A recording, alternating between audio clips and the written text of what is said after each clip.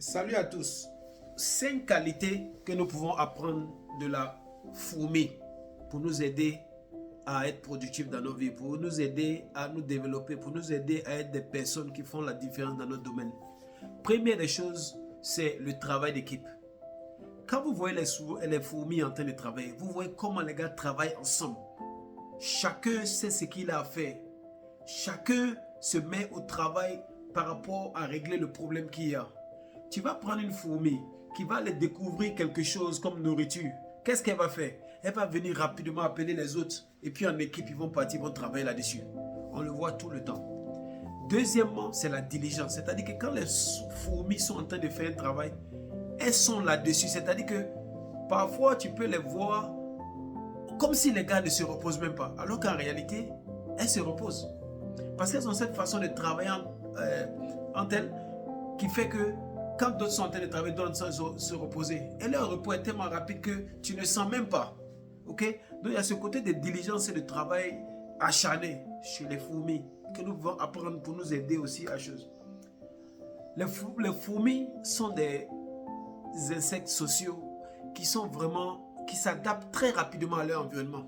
C'est-à-dire tu vas prendre des fourmis, il y a une race de fourmis, quand tu les jettes à l'eau, ils se mettent tous ensemble et puis ils flottent. C'est-à-dire tu les pousses, ils reviennent encore. C'est-à-dire ils savent s'adapter à n'importe quelle situation pour pouvoir survivre. Mais dans cette façon de s'adapter, ils font toujours en sorte qu'ils soient en équipe. Toujours en équipe. L'organisation. Les fourmis sont des animaux vraiment organisés. Chacun a son travail. Il y a la reine qui est là pour prendre les œufs. Il y a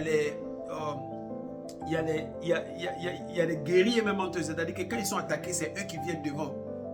Il y a des guerriers qui sont là pour protéger l'endroit où la reine est.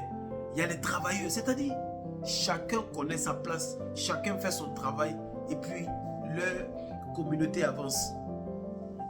Et dernièrement, cinquièmement, il y a la résilience. C'est-à-dire quand ils sont sur un travail là, ils vont aller jusqu'au bout. Combien de fois tu as vu souvent une colonie de fourmis en train de déplacer quelque chose? Tu coupes leur route. Avant tu es parti pour venir là. Tu viens les retrouver encore en ligne. Souvent, ils sont en train de transporter peut-être de leur nourriture.